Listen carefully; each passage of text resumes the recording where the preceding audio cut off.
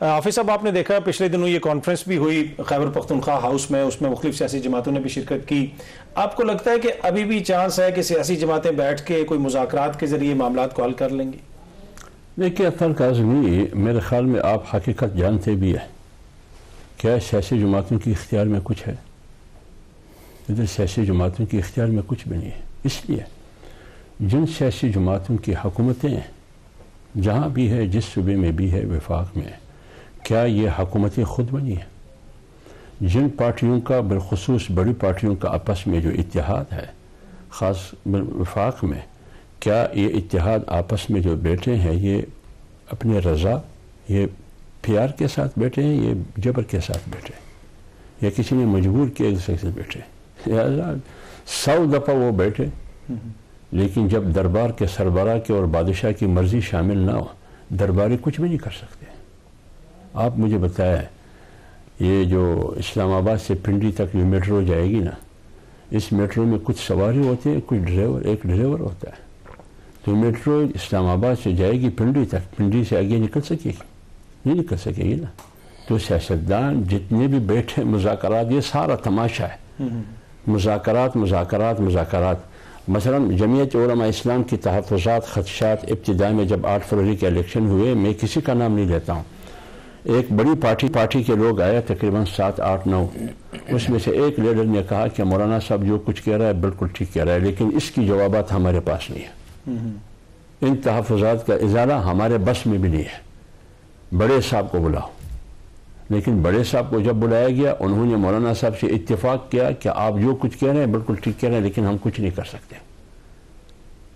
آج جس کو بلایا جا رہا ہے کہ آپ کچھ کریں، خاموشی توڑ دیں، کچھ بھی نہیں کر سکتے ہیں. کیوں؟ ایک کمٹمنٹ کے ساتھ ان کو حکومتیں دی گئی ہے. نہیں، پر نواز شریف صاحب جیسے بڑے لیڈر ہیں، 3 دفعہ وزیر اعظم رہ چکے ہیں، اچکزئی صاحب ہیں، مولانا صاحب ہیں، یہ سب لوگ مل کے کچھ نہ کچھ تو بہتری لا کہ اگر وہ اپنی مرضی سے بیٹھیں گے، اپنی مرضی سے، اگر ان کی ترجیحات میں ملک ہے، قوم ہے، ملک کی معاشی استحکام ہے، سیکورٹی استحکام ہے، سیاسی استحکام ہے، وہ خود بیٹھے. اگر کسی اور کی مرضی کے اشارے پر وہ بیٹھیں گے تو پھر فیصلے بھی یہ نہیں کر سکیں گے، فیصلے کہیں اور سے آئے گی. حافظ صاحب، آپ نے دیکھا کہ ویکینڈ کے اوپر اعلان ہوا، بات سامنے آئی کہ خان صاحب کو ایک اور مقدمے میں سزا ہوگی، توشہ خانہ کے مقدمے میں. اور توشہ خانہ کی اکثر فہرست لوگ شیئر بھی کرتے رہتے ہیں، اور آپ کو پتا ہے کہ توشہ خانہ سے کس کو کیا ملا، اس کے اوپر بہت زیادہ بحث ہوتی رہتی ہے. یہ جو خان صاحب کو سزا ہوئی ہے، آپ سمجھتے ہیں کہ یہ توشہ خانہ میں سے جو انہوں نے تحفے لیے اس میں کوئی بے قاعدگی تھی، اس کی وجہ ہوئی ہے، یا پھر آپ اس کو سیاست کے ساتھ جوڑیں گے؟ بسم اللہ الرحمن الرحیم. بہت شکریہ اطہر کاظمی صاحب. دیکھیے گزارش یہ ہے، ایک تو میری پارٹی کی پوائنٹ آف ویو مجھ سے پوچھتے ہیں، دوسری بات یہ ہے کہ باہر آپ کی اسٹوڈیو سے باہر بازار میں، گلیوں میں، کوچوں میں، شہروں میں تاثر کیا ہے. اگر جمعیت علماء اسلام نے جب عمران خان کی حکومت تھی، اس وقت اگر سیاسی قیادت جیل میں تھے، اس وقت بھی ہم نے مخالفت کی اور ہم نے اس کو انتقام کہا. اس کو ان فیصلوں کو، ان کیسز کو ہم نے میرٹ کی اور معیار پر پورا اترتا ہوا نہیں دیکھا. آج اگر جو کچھ ہو رہا ہے، پوری قوم میں تاثر یہ ہے کہ یہ انتقام ہے، اس میں میرٹ نہیں ہے، بلکہ وہ یہاں تک کہتے ہیں کہ سزاؤں کا ایک اعتبار بازار لگا ہے. حالانکہ پی ٹی آئی کے ساتھ سب سے زیادہ مخالفت جمعیت علماء اسلام کی ہے. پچھلے دن آپ نے جمعیت علماء اسلام کی قیادت مولانا صاحب کا ایک سٹیٹمنٹ سنا ہوگا. چکوال میں انہوں نے پریس کانفرنس کی، ایک صحافی کے سوال کے جواب میں انہوں نے کہا کہ میں نہیں چاہتا کہ سیاسی قید میں ہو، بند میں ہو، جیل میں ہو. قطعاً جمعیت علماء اسلام کی یہ رائے نہیں ہے. تو قیدی تو اصل تو عمران خان کے بارے میں پوچھا گیا.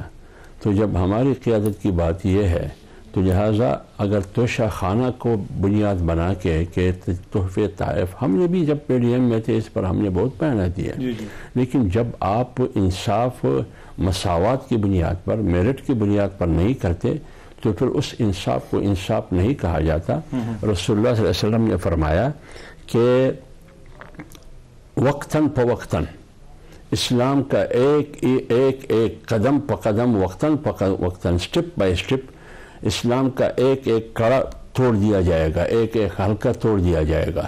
اس میں جو سب سے پہلا ابتدا میں حلقہ توڑ دیا جائے گا وہ انصاف کا حلقہ ہے. انصاف کا کڑا ہے. تو لہٰذا اس ملک میں کیسے کہوں کہ اس ملک میں عدلیہ انصاف کی بنیاد پر فیصلے دیتے ہیں.